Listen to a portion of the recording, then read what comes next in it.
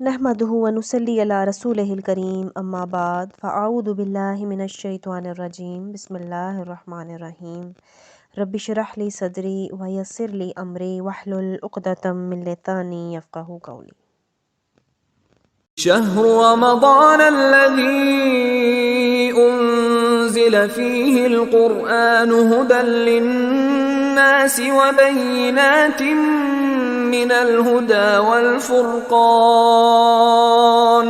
فمن شهد منكم الشهر فليصم ومن كان مريضا أو على سفر فعدة من أيام أخر يريد الله بكم اليسر ولا يريد بكم العسر ولتكملوا العدة ولتكبروا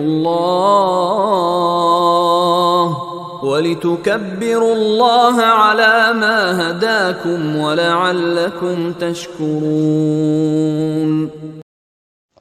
رمضان وہ مہینہ ہے جس میں قرآن نازل کیا گیا، جو انسانوں کے لیے ہدایت ہے اور ایسی واضح تعلیمات پر مشتمل ہے جو راہ راست دکھانے والی اور حق و باطل کا فرق کھول کر رکھ دینے والی ہیں۔ پس جو کوئی تم میں سے اس مہینے کو پائے اس کو لازم ہے کہ اس مہینے کے روزے رکھے، اور جو کوئی مریض ہو یا سفر پر ہو تو وہ دوسرے دنوں میں روزوں کی تعداد پوری کرے۔ اللہ تمہارے لیے آسانی چاہتا ہے، سختی کرنا نہیں چاہتا، اور یہ کہ تم روزوں کی تعداد پوری کرو، اور جس ہدایت سے اللہ نے تمہیں نوازا ہے اس پر اس کی بڑائی بیان کرو تاکہ تم شکر گزار بنو۔ سورہ البقرہ آیت نمبر 185 کی تلاوت میں نے آپ کے سامنے کی ہے ابھی۔ اس آیت مبارکہ سے ہمیں رمضان کی فضیلت اور اس کی اہمیت کا پتہ چلتا ہے۔ رمضان المبارک کا مہینہ جو کہ انشاءاللہ آنے ہی والا ہے اور اس کی آمد ہے، اور یہ ہر مسلمان کے لیے انتہائی رحمتوں، برکتوں اور سعادتیں سمیٹنے کا مہینہ ہے۔ اب اس انتہائی بابرکت مہینے کی رحمتیں اور برکتیں سمیٹنے کے لیے اس کی کچھ تیاری کر لینی چاہیے، جس کے لیے ہمیں کچھ چیزوں کو مد نظر رکھنا ضروری ہے۔ جیسا کہ ہم جانتے ہیں کہ ماہ شعبان کا چاند جیسے ہی طلوع ہوتا ہے، رمضان المبارک کی خوشبو آنے لگتی ہے، دل میں خوشی کے جذبات امڑنے لگتے ہیں، اور ایسا کیوں نہ ہو کیونکہ ایک معزز اور بابرکت مہمان کی آمد ہے جو سب کے لیے رحمتوں، برکتوں اور سعادتوں کے خزانے لے کے آ رہا ہے۔ کتنے ہی لوگ ہیں جو ہمارے ساتھ گزشتہ رمضان میں عبادت کر رہے تھے مگر آج وہ دنیا میں موجود نہیں ہیں، آج وہ اپنے گھروں میں موجود نہیں ہیں، مساجد میں نہیں ہیں، بلکہ قبرستانوں میں ہیں۔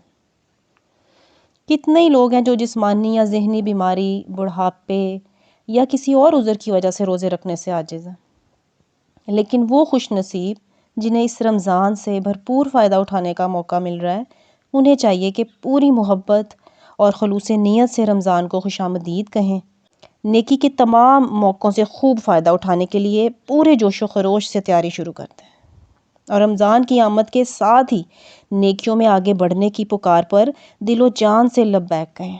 آپ صلی اللہ علیہ وآلہ وسلم نے فرمایا وَيُنَادِي مُنَادًا، اور ایک پکارنے والا پکار کر کہتا ہے یا باغی الخیر، اے نیکیوں کے طالب اقبل، آگے بڑھ، وَيَا باغی الشر، اے برائیوں کے طالب اقصر، باز آ جا۔ اب ایسا ہے کہ ماہ شعبان میں رمضان کی تیاری کیسی کی جائے؟ تیاری اس طرح کی جائے کہ ماہ شعبان کے نصف اول میں روزے رکھیں، خصوصاً گزشتہ رمضان کے قضا روزے، لیکن 15 شعبان کے بعد رمضان کی تیاری اور جسم کی قوتوں کو بحال کرنے کے لیے روزہ نہ رکھیں۔ اس بات کا پختہ عزم کر لیں کہ اس ماہ میں ایمانی اور روحانی ترقی، اخلاقی بہتری اور نیکیوں میں سبقت لے جانی ہے، اور اس رمضان کو پچھلے رمضان سے بہتر بنانا ہے انشاءاللہ۔ یاد رکھیں کہ یہ گنتی کے چند دن ہیں، لہٰذا زیادہ وقت عبادات اور باعث اجر کاموں پر لگائیں، اور رمضان میں خصوصاً غیر ضروری مصروفیات ترک کر دیں، خاص طور پر سوشل میڈیا یا اس سے جڑی اور طرح کی بھی تمام ایکٹیویٹیز کو۔ اور پھر یہ کہ رمضان کا استقبال خوشی اور دعاؤں کے ساتھ کریں۔ آپ صلی اللہ علیہ وآلہ وسلم نے فرمایا جب تم رمضان کا چاند دیکھو تو روزہ رکھو، اور جب شوال کا چاند دیکھو تو افطار کرو، اور اگر مطلع ابر آلود ہو تو 30 روزوں کو پورا کر لو۔ اور یہ کہ جب بھی نیا چاند دیکھا جائے تو یہ دعا کی جائے، اللہم احللہ علینا بالیمن والایمان والسلامۃ والاسلام ربی وربک اللہ، جس کا انتہائی خوبصورت ترجمہ ہے کہ یا اللہ ہم پر یہ چاند امن، ایمان، سلامتی اور اسلام کے ساتھ طلوع فرما، اور اے چاند میرا اور تیرا رب اللہ ہے۔ جیسا کہ ہم جانتے ہیں کہ ماہ رمضان فضیلتوں سے بھرپور مہینہ ہے، اور مزید اس کی فضیلت کو جاننے کے لیے ہمیں چند احادیث کو سمجھنا بھی ضروری ہے۔ اس لیے کچھ احادیث میں آپ کے سامنے رکھتی ہوں، اللہ تعالیٰ ہمیں ان کا فہم عطا فرمائے کہ آپ صلی اللہ علیہ وسلم نے فرمایا، من صام رمضان ایمانا واحتسابا غفر لہ ما تقدم من ذنبہ، جس نے ایمان کے ساتھ اور ثواب کی نیت سے رمضان کے روزے رکھے اس کے گزشتہ سارے گناہ معاف کر دیے جائیں گے۔ اور ایک اور روایت کے مطابق آپ صلی اللہ علیہ وسلم نے فرمایا، تحقیق تمہارے پاس رمضان آیا ہے، یہ برکتوں والا مہینہ ہے، اللہ تعالیٰ نے اس کے روزے تم پر فرض کیے ہیں، اس میں جنت کے دروازے کھول دیے جاتے ہیں اور جہنم کے دروازے بند کر دیے جاتے ہیں اور شیاطین جکڑ دیے جاتے ہیں، اس میں ایک رات ہے جو 1000 مہینوں سے بہتر ہے، جو اس کی بھلائی سے محروم رہا تو تحقیق وہ محروم رہا۔ آپ صلی اللہ علیہ وسلم نے فرمایا، جنت میں ایک دروازہ ہے جسے ریان کہا جاتا ہے، قیامت کے دن پکارا جائے گا، روزے رکھنے والے کہاں ہیں؟ چنانچہ جو شخص روزہ رکھنے والوں میں سے ہوگا وہ اس میں داخل ہو جائے گا، اور جو اس میں داخل ہو گیا اسے کبھی پیاس نہیں لگے گی۔ روزہ نفس کو اللہ تعالیٰ کی اطاعت کا پابند بناتا ہے، اور روزے کا اصل مقصد کیا ہے؟ تقویٰ کا حصول۔ روزے کی حالت میں صرف کھانے پینے سے ہی پرہیز کافی نہیں ہے، بلکہ ہر قسم کے گناہوں سے بچنا ضروری ہے۔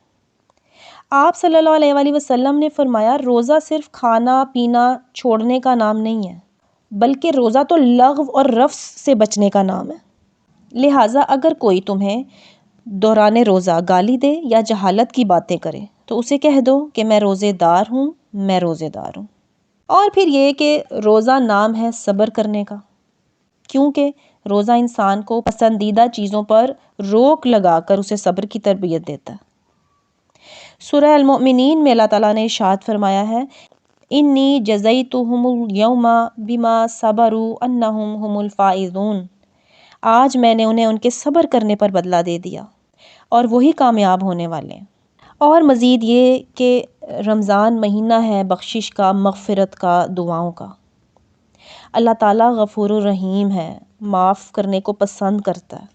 اس کا وعدہ ہے کہ جو گناہوں پر شرمندہ ہو اور سچے دل سے توبہ کر لے وہ انہیں معاف کر دیتا ہے، اور رمضان گناہوں سے پاک ہونے کا بہترین موقع ہے۔ آپ صلی اللہ علیہ وسلم نے فرمایا، ایک رمضان دوسرے رمضان تک اپنے درمیان ہونے والے گناہوں کو مٹا دیتا ہے، جبکہ کبیرہ گناہوں سے اجتناب کیا جائے۔ دن کا روزہ اور رات کا قیام بخشش کا ذریعہ، اس لیے جو شخص رمضان پائے اور اس کی مغفرت نہ ہو وہ بد نصیب ہے۔ اور پھر یہ کہ جیسا کہ ہم جانتے ہیں کہ رمضان قرآن کا مہینہ ہے، قرآن مجید اللہ کا کلام ہے جسے اللہ تعالیٰ نے انسانوں کی ہدایت کے لیے اتارا ہے، اور اس کے نزول کے لیے رمضان کے بابرکت مہینے کی بابرکت رات کا انتخاب فرمایا۔ رمضان میں نبی صلی اللہ علیہ وسلم جبرائیل علیہ السلام کو قرآن سناتے، اور حدیث کی روح سے آپ صلی اللہ علیہ وسلم ہر سال جبرائیل علیہ السلام کو ایک بار قرآن سناتے، اور آخری سال آپ صلی اللہ علیہ وسلم نے 2 بار سنایا۔ اسی لیے ہمیں بھی اس بابرکت ماہ میں قرآن مجید کے ساتھ اپنا تعلق مضبوط رکھنا چاہیے، اور ماہ رمضان میں کثرت سے دعائیں کرنی ہیں، قیام اللیل کرنا ہے، یعنی لیلۃ القدر کو تلاش کرنا ہے، بڑھ چڑھ کر صدقات و خیرات کرنا ہے، عمل صالح بجا لانے ہیں، ذکر و اذکار کی پابندی کرنی ہے۔ آپ صلی اللہ علیہ وسلم نے فرمایا، اللہ تعالیٰ فرماتا ہے، ابن آدم کے تمام اعمال اس کے لیے ہیں سوائے روزے کے، بے شک وہ میرے لیے ہے اور میں خود اس کا بدلہ دوں گا۔ یہ ایک بہت بڑے شرف کی بات ہے کہ جہاں باقی عبادات کا اجر 10 سے 700 گنا بتایا، وہاں روزے کا اجر مخفی رکھا گیا۔ کیوں؟ کیونکہ در حقیقت یہ خود ایک مخفی عبادت ہے۔ اللہ تعالیٰ ہم سب کو صحت اور ایمان کے ساتھ رمضان المبارک کے روزے رکھنے کی توفیق عطا فرمائے، اور مزید اس دعا کے ساتھ کہ اللہ کرے ہمارا یہ رمضان گزشتہ تمام رمضانوں سے زیادہ بہتر ہو۔ آمین یا رب العالمین۔ سبحانک اللہم و بحمدک، اشہد ان لا الہ الا انت، استغفرک و اتوب الیک۔